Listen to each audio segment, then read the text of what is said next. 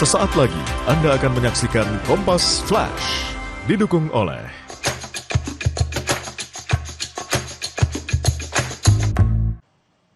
Anda menyaksikan Kompas Flash pukul 17.30 waktu Indonesia Barat bersama saya Cynthia Rompas. Saudara, 2 ruko dan 1 rumah warga di Balikpapan, Kalimantan Timur terbakar pagi tadi. Banyaknya bahan mudah terbakar menyulitkan proses pemadaman. Sementara itu siswa sekolah rakyat menengah atas 14 di Lembang, Bandung Barat berhamburan keluar kelas saat terjadi gempa. 2 ruko di kawasan Jalan Jenderal Sudirman, Balikpapan ini terbakar Rabu pagi. Kedua ruko menyimpan sejumlah bahan mudah terbakar, yakni keperluan rumah tangga dan spare part sepeda motor. Dinas Pemadam Kebakaran berhasil memadamkan api sekitar jam 8 pagi.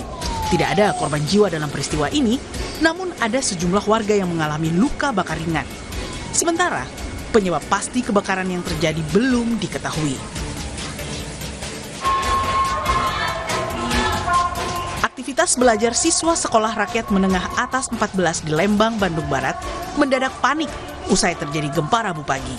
Petugas gabungan Kemensos, Polri, TNI, dan Basarnas berupaya mengevakuasi para siswa ke lokasi yang aman. Kepala BBPKS Bandung mengatakan, simulasi ini merupakan rangkaian kegiatan sekolah rakyat aman bencana. Terdapat 10 langkah yang harus dilakukan, di mana 3 diantaranya adalah pembentukan tim dan pembuatan SOP, serta simulasi bencana. Sebuah pesawat kargo UPS berukuran besar dengan 3 orang di dalamnya jatuh dan meledak saat lepas landas di Bandara Louisville, Kentucky, Amerika Serikat. Pesawat jatuh sekitar pukul 17.15 Selasa waktu setempat saat lepas landas dari Bandara Internasional Muhammad Ali di Louisville menuju Honolulu. Jatuhnya pesawat McDonnell Douglas MD-11 ini menyebabkan kebakaran besar.